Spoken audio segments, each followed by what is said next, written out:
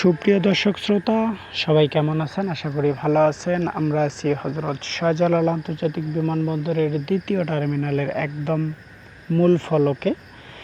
আমরা আজকে আপনাদেরকে দ্বিতীয় টার্মিনালের সামনের অংশটি ঘুরিয়ে দেখাতে চাই। চলুন দেখে আসি।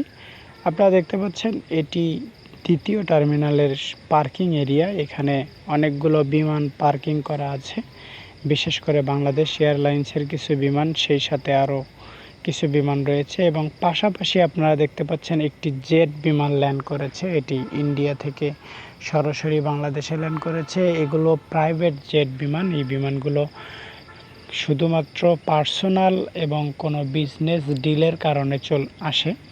এই বিমানগুলো দেখতে অসম্ভব সুন্দর হয় এবং এই বিমানটিতে দুইটি ইঞ্জিন ব্যবহার করা হয়েছে। ছোট আকারের এই বিমানটি, এই একই মডেল কিংবা ভিন্ন মডেলের এত ছোট বিমানগুলোতে কিছু কিছু সময় দেখা যায় একটি করে ইঞ্জিন ব্যবহার করা হয়, কিন্তু এই বিমানটিতে দুইটি ইঞ্জিন ব্যবহার করা হয়েছে। দুইটি ইঞ্জিনের সুবিধা অনেক, কিন্তু একটি ইঞ্জিনের সুবিধা খুব কম থাকে।